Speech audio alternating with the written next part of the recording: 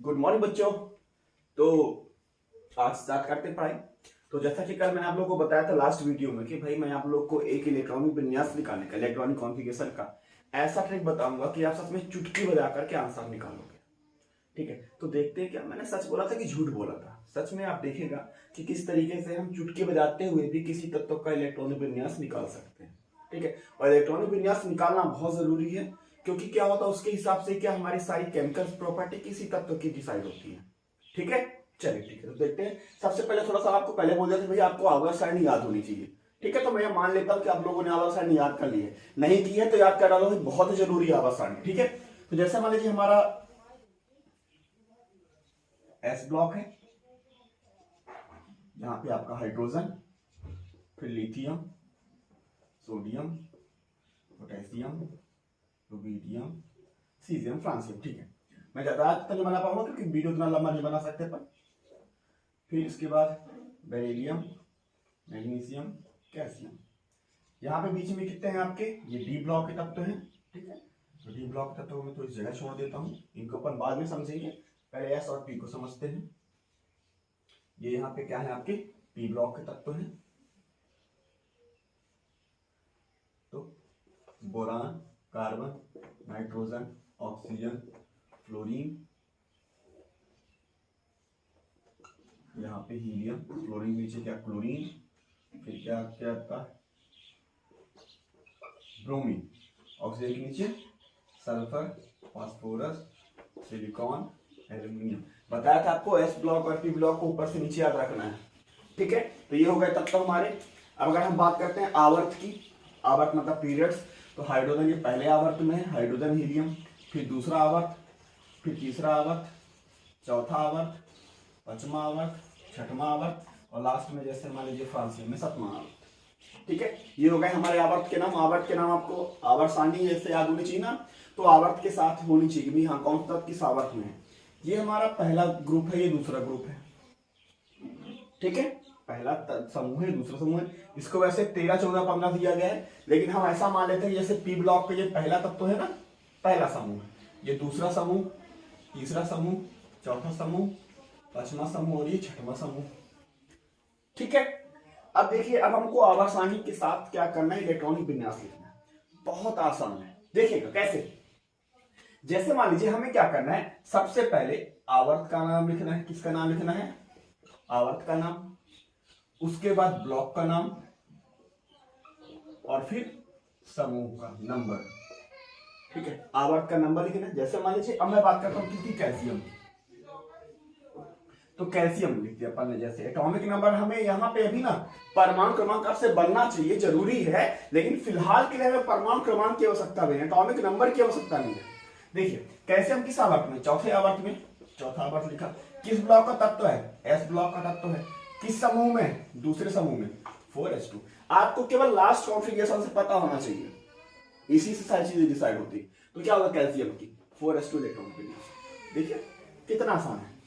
Caesium पे लेंगे, अब सीजियम का कितना लंबा परमाणु क्रमांक होता है, ठीक है 87 होता है। आप निकालते निकालते थक जाओगे, क्वेश्चन को सॉल्व करने लगो 2 मिनट लग जाएगा आपको कम से कम। इलेक्ट्रॉनिक विन्यास निकालने में n+l नियम लगाओगे, जो कल बताया था, लग जाएगा। अब देखिए जैसे सीजियम, सीजियम को निकाल देते हैं। किस आवर्त में है, छठवें आवर्त में। किस ब्लॉक में, एस ब्लॉक में। कौन से समूह में, पहले समूह में, 6s1। ये आ गया सीजियम का। ठीक है, इसी तरीके से पी ब्लॉक भी होते हैं, जैसे ये दूसरा आवर्त है, या जैसे मान लीजिए हम किसका निकालते हैं, ब्रोमीन का।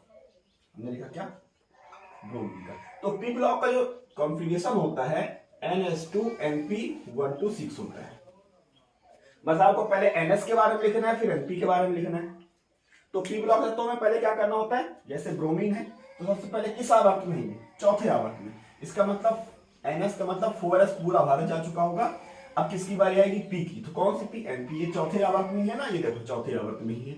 इसका मतलब क्या आ गया, 4 आ गया। कौन से ब्लॉक में है, ये पी ब्लॉक तत्व है ना, तो 4p। किस समूह में है, पच में, तो क्या आ गया 4p5। ये देखिए NS2 4s2 4p5 ब्रोमीन का होता है। अब चेक कर लीजिएगा, सर आप इतना ही बता रहे हैं भैया, इतने में ही इसकी पूरी केमिकल प्रॉपर्टी डिसाइड होती है और इतना ही आपको पता ही होना चाहिए। ठीक है, ये हो गया। अब जैसा पहले हम किसको निकालते हैं, फास्फोरस का। तो फास्फोरस किस समूह में, तीसरे आवर्त में, सॉरी तीसरे आवर्त में है ना, तो पहले क्या लिखा हमने 3s2। अब तीसरे आवर्त में किस ब्लॉक में, इधर अब ये आ गया हमारी s पूरा हो गया, अब किसकी बारी, 3p की। तो किस आवर्त में, तीसरे आवर्त में, तो क्या आ गया हमारा 3, किस ब्लॉक में, p। तो p में कौन से समूह में, तीसरे समूह में, तो 3s2 3p3, ये हो गया किसका, आपका फास्फोरस का। ठीक है, तो किसी भी तत्व का, जैसे हीलियम हो गया, इधर आपका नियॉन, आर्गन, क्रिप्टॉन, और इसके बाद पांचवें समूह में आएगा क्या, ज़ेनॉन, छठवें में आएगा रेडान। अब आपको किसका निकालना है, मान लो रेडान का निकालना है। तो रेडान किस आवर्त में है, छठवें आवर्त में है। ठीक है, तो क्या लिखा हमने, सबसे पहले यहां लिख देता हूं मैं 6s, s कितना बार गया 2, और इसके बाद किसकी बारी आई 6, ये छठवें ही आवर्त में, तो किसकी बारी आई, p ब्लॉक में है, तो 6p, और किस समूह में, 6p6, 6s2 6p6 आ गया किसका, आपका रेडान का। है क्या चुटकी बजाने लायक कि नहीं है, चुटकी बजाए आंसर आ गया आपका। सोडियम, देखते हैं चुटकी बजाते हुए आता है, जैसे मैंने लिख दिया कि आपका सोडियम किस आवर्त में, तीसरे आवर्त में, किस ब्लॉक में, s ब्लॉक में, किस समूह में, पहले समूह में, 3s1, हो गया, बात खत्म। कितना टाइम लगा आपको, 5 सेकंड से ज्यादा टाइम लगा, अगर आपको आवर्त सारणी प्रॉपर याद है। इसलिए मैंने आपको पहली क्लास में बोला था कि भाई पीरियोडिक टेबल याद कर डालो, तुरंत चीज आपसे बनेगी। तो ये पहला उसका यूज है आवर्त सारणी का, कि बिना किसी तत्व का हमने परमाणु क्रमांक नहीं जाना है, किसी तत्व का बिना परमाणु क्रमांक के हमने बता दिया इसका इलेक्ट्रॉनिक विन्यास क्या होगा। इतनी चीजें ही आपको पता होना चाहिए। सर ये तो एस ब्लॉक और पी ब्लॉक आ गया, क्या डी में काम नहीं करता, अरे बराबर काम करता है भाई। थोड़ा सा मैं मिटा देता हूं इनको, उम्मीद करता हूं आप लोग पॉज करके देख लीजिएगा, प्रैक्टिस जरूर करिएगा, बिना प्रैक्टिस किए ट्रिक आपको काम नहीं करेगी। जब आप प्रैक्टिस करोगे अच्छे से ना, तो हर तत्व के इलेक्ट्रॉन विन्यास आप बना सकते हो। ठीक है, तो देखिएगा जब हम लिखते हैं आपको पता होगा कि डी एक कम चलता है, जो डी ब्लॉक का जनरल कॉन्फ़िगरेशन होता है ns2 n-1 nd 1 to 10। मतलब अगर n 4 है तो 4 के सामने इसमें क्या होगा 3, 5 है तो 5 के सामने क्या होगा 4, 6 है तो 6 के सामने 5, 7 है तो 7 के सामने 6। n-1 चलता है ना, मतलब अगर ये 4 है तो 4 से 1 कम कर दे 3, 5 से कम कर दे 4, 6 से कम कर दे 5, 7 से कम कर दिया तो कितना आ गया 6। बस सेम चीज बना दो इसके भी।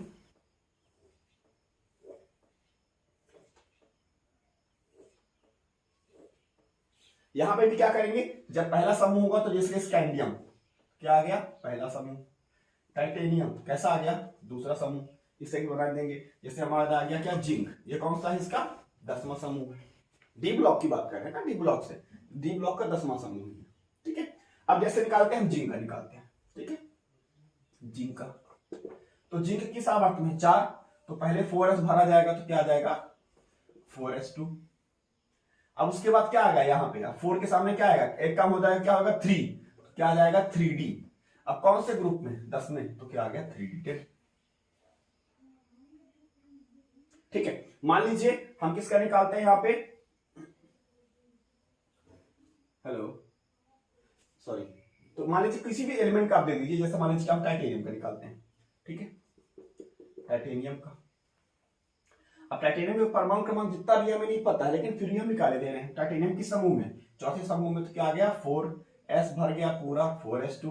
अब किसकी बारी आई 3d की बारी आई, तो 3d में कितना दूसरा समूह 3d2 हो गया, है ना।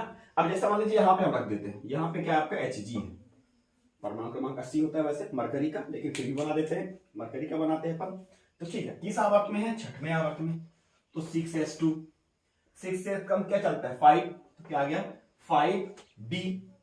ये किसमें ग्रुप में, 10वें ग्रुप में मरकरी होता है। ठीक है, तो 6s2 5d10, ये आ गया मरकरी का इलेक्ट्रॉन, खत्म। इससे आसान तरीका पूरे दुनिया में अगर ढूंढ के बता दो तो मुझे बताना कमेंट में कि सर इससे इजी तरीका भी हमसे बनता है, या हमारे किसी भी सर ने बताया है। ठीक है, मैं किसी सर की वो नहीं बोल रहा हूं आप लोग को, लेकिन फिर बता रहा हूं मैं, इससे इजी तरीका है ही नहीं आपको इलेक्ट्रॉनिक विन्यास निकालने का। बस देखो तत्व, आवर्त सारणी याद है, तुरंत आवर्त के हिसाब से रख दो। चलिए आवाज सारणी को तो बनाया ऐसा ही गया है ना, इसको रखा ही ऐसे गया है। वो एटॉमिक स्ट्रक्चर को खोल के आवाज सारणी बना दी गई है। परमाणु संरचना को जैसे हमने क्या देखा था परमाणु संरचना में, जैसे मान लीजिए मेरा हो गया नाभिक हो गया, ये पहली कक्षा हो, इसमें 2 इलेक्ट्रॉन होते हैं ना, ये देखो इस पहली कक्षा को खोल दिए तो ये 2 इलेक्ट्रॉन हमारे हाइड्रोजन हीलियम।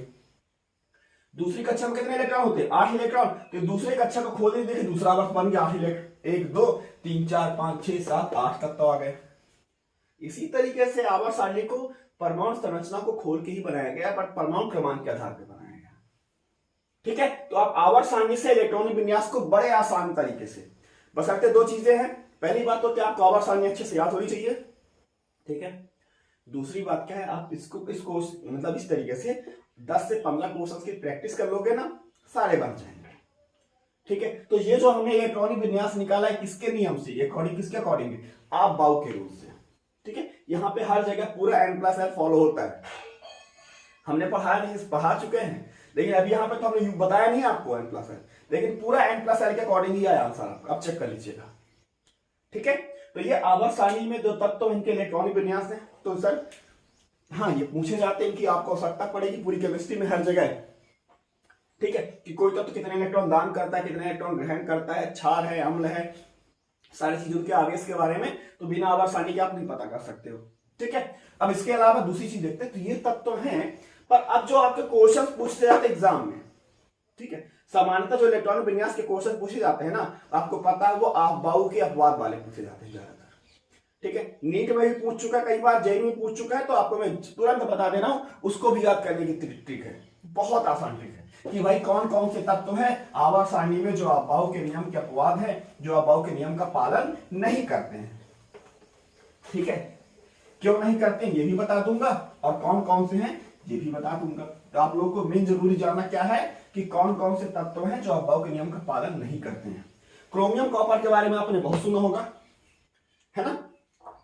पहला क्या हो गया आपका क्रोमियम, दूसरा हो गया कॉपर। इसके विन्यास के बारे में डिस्कस कर लेंगे अपन, ठीक है, लेकिन अभी बाद में जानते हैं इसको। पहले ट्रिक देखें कि कैसे हम याद कर सकते हैं कि कौन कौन से तत्व हैं हमारे जो बाउ के नियम का पालन नहीं करते, क्योंकि कई बार क्वेश्चन अगर आपसे पूछेगा इलेक्ट्रॉनिक विन्यास के बारे में तो इन्हीं तत्वों के बारे में पूछेगा। ठीक है, तो डी ब्लॉक में टोटल मिला के ऐसे 10 तत्व हैं जो आप बाउ के नियम का पालन नहीं करते हैं। इनके बारे में तो पता होगा, परमाणु क्रमांक 24, परमाणु क्रमांक 29 होता है। अब बाकी तत्व कैसे मैं बता देता हूं। फिर मान लीजिए परमाणु क्रमांक 41, 42, 43 नहीं है, ठीक है, फिर क्या आ गया 44, 45, 46, 47। ये किसका होता है, सिल्वर का होता है। ये तत्व हो गया, मतलब गिनती कहां से 24, 29 तो आपको पता ही है, ठीक है, बहुत बार पढ़ा होगा 11वीं में। फिर 41, 42, 43 छोड़ देने, 44, 45, 46, 47 यहां तक आ जाना है। ठीक है, फिर इसके बाद 78 और 79, प्लेटिनम और गोल्ड, बस खत्म। यही है पूरे 1 2 3 4 5 6 7 8 9 10 हो गए सर। इतने तक तो पता होने चाहिए जो आपके बाउ के नियम का पालन नहीं करते हैं। ठीक है, इसमें से केवल मैं आपको 3 तत्व के बारे में बात करूंगा, एक ये बात करूंगा पैलेडियम के बारे में, ठीक है, और इन दोनों तत्वों के बारे में डिस्कस कर देता हूं अभी तुरंत। होता क्या है आपको कि जो क्रोमियम का होता है, ठीक है, इसका इलेक्ट्रॉन विन्यास आप आवर्त सारणी से भी निकाल लोगे, 4s2 और 3d4 होना चाहिए। कॉपर का जो होना चाहिए 4s2 और 3d9 होना चाहिए। तो ऐसा माना जाता है कि भाई अर्धपूरित और पूर्ण पूरित कक्षक, हाफ फील्ड और फुल फील्ड ऑर्बिटल क्या होता है, ज्यादा स्टेबल होते हैं। तो ये दोनों तत्व क्या करते हैं, एक एक इलेक्ट्रॉन अपने 4s से निकाल के कहां डाल देते हैं, 3d में डाल देते हैं। तो जिनका वास्तविक इलेक्ट्रॉन विन्यास हो जाता है वो 4s1 3d5, इसका हो जाएगा 4s1 3d10। इसी तरीके से ये सारे तत्व अपने अपने एक एक इलेक्ट्रॉन निकाल करके क्या डालते हैं, अपने d ऑर्बिटल में डाल देते हैं। ठीक है, जैसे अगर अपन गोल्ड की बात करें, गोल्ड का, ठीक है, तो गोल्ड कौन से आवर्त में है पता होगा, 6वें आवर्त में। तो क्या होता है 6s2 और 5d, डी ऑर्बिटल में 6s से कम हो जाता है, ध्यान रखना, 6s2 5d9, ये इसी के जैसा है। तो क्या करेगा, ये एक इलेक्ट्रॉन यहां से यहां शिफ्ट कर देगा, तो क्या हो जाएगा 6s1 5d10। ये हो गया आपका गोल्ड का। ठीक है, सेम होता है सिल्वर का। सिल्वर का कितना होता है 5s2 अब ये 5s2 होकर क्यों 5वें आवर्त में है ना, तो 5s2 तो एक कम हो जाएगा उसमें, तो क्या हो जाएगा 5s2 और d क्या हो जाएगा 4d9। ये भी क्या करेगा कि इलेक्ट्रॉन अपने 4d में ले लेगा 4d में ले लेगा 5s से, तो क्या बन जाएगा 5s1 4d10। बस ये कॉपर AgAu ये तीनों तत्व कौन से समूह के हैं, समूह 11 के तत्व हैं। इनको बोला जाता है सिक्का धातु, क्वाइन मेटल। ध्यान रखना, पूछ चुका है। समूह 11 के तत्व कौन कौन से, कॉपर AgAu। क्यों बोला था, क्योंकि पुराने जमाने में इनके सिक्के बनते थे, क्वाइन बनते थे, इसलिए इनको सिक्का धातु बोला जाता है। अब मैंने बोला सर आप पैलेडियम बोले थे, काहे को डिस्कस करेंगे पैलेडियम के बारे में, तो पैलेडियम का स्ट्रक्चर सबसे यूनिक होता है। कैसा होता है, सबसे यूनिक होता है। इसका जो इलेक्ट्रॉनिक विन्यास आता है, हेलो, हाँ, तो क्या आ जाएगा 5s2 और आ जाता है 4d8। ये तो अब थोड़ा सा ज्यादा दिक्कत वाला है। पैलेडियम क्या करता है, ये सभी तत्व क्या करते हैं, एक एक इलेक्ट्रॉन लेते हैं s वाले से और अपने d में शिफ्ट कर देते हैं। केवल आप अपवाद वाले की बात करो, ये 10 जो एलिमेंट्स हैं, तो क्या करते हैं ये s से एक इलेक्ट्रॉन लेकर के अपने किसमें भर देते हैं, d में। लेकिन ये तत्व तो ऐसा है जो s के दोनों इलेक्ट्रॉन अपने शिफ्ट कर देता है किसमें, d में। इसका विन्यास आ जाता है 5s0 4d10। सबसे यूनिक कॉन्फ़िगरेशन, सबसे अलग इलेक्ट्रॉनिक विन्यास। केवल पूरे आवर्त सारणी में एकमात्र, नोट कर लीजिएगा, ये आवर्त सारणी में एकमात्र ऐसा तत्व है जिसके बाह्यतम या आउटर मोस्ट s ब्लॉक या s ऑर्बिटल क्या होता है, पूरा खाली होता है। पूछ चुका है, नीट का क्वेश्चन है ये, उम्मीद करता हूं आपको नर्सिंग में भी आ जाए। ठीक है, 1 सेकेंड रिपीट कर रहा हूं मैं। ये जो पीडी है आपका परमाणु क्रमांक 46 पैलेडियम, ये एक ऐसा मात्र तत्व है जिसके बाह्यतम s कोश में इलेक्ट्रॉनों की संख्या 0 होती है। क्यों, क्योंकि ये दोनों इलेक्ट्रॉन अपने शिफ्ट कर देता है किसमें, 4d में होता है। ठीक है, तो ये रहे अबाव के नियम के बाद फिर से एक बार रिपीट कर देता हूं। 24 यूनिट तो है ही क्रोमियम कॉपर, फिर 41 42 43 नहीं है, 43 है नॉर्मल है। ठीक है, 41 42 44 45 46 47, फिर 78 79। ये प्लेटिनम है, प्लेटिनम और गोल्ड, इन तीनों को आभूषण बनते हैं, पता ही होगा आपको। ठीक है, ये चीजें हो गई, बस खत्म भैया अबाव के नियम के बाद। और इन्हीं में से आप देख लीजिएगा, मैं अगर इलेक्ट्रॉनिक विन्यास आएगा तो मैं 70% श्योर हूं कि इन्हीं तत्वों में से एक का आएगा। बस याद कर लीजिएगा, रट लीजिएगा, समझ लीजिएगा, बहुत आसान है। तो मैंने आप लोग को बता दिया कि इलेक्ट्रॉनिक विन्यास को कैसे हम आवर्त सारणी से तुरंत निकाल सकते हैं। बस आपको क्या करना चाहिए, आवर्त सारणी याद होनी चाहिए और थोड़ी सी प्रैक्टिस, आप तुरंत का तुरंत। तो आप मुझे बताइए कि क्या ये सच में चुटकी बजाने जैसा आसान था? नहीं, लेकिन कब आसान था, जब आपने आवर्त सारणी याद करके रखी हो। ठीक है, तो मैंने आपको जो लास्ट डे बोला था कि हाँ सर आपको, मतलब मैं आपको सिखाऊंगा कि चुटकी बजा के इलेक्ट्रॉनिक विन्यास निकाल सकते हैं, तो ये बता दीजिएगा, कमेंट में जरूर बताइएगा क्या ये उतना आसान है या नहीं है। बस बशर्ते क्या है, आपको आवर्त सारणी याद करके। ठीक है, चलिए तो नेक्स्ट वीडियो में आगे चीजें डिस्कस करेंगे, क्वांटम नंबर के बारे में बताएंगे, क्वांटम संख्या सीखेंगे। बहुत जरूरी टॉपिक है, क्वेश्चन पक्का आएगा आपके 4 सेट में से, किन्हीं 2 या 3 सेट में पक्का होगा क्वेश्चन क्वांटम नंबर से। ठीक है, चलिए आज के लिए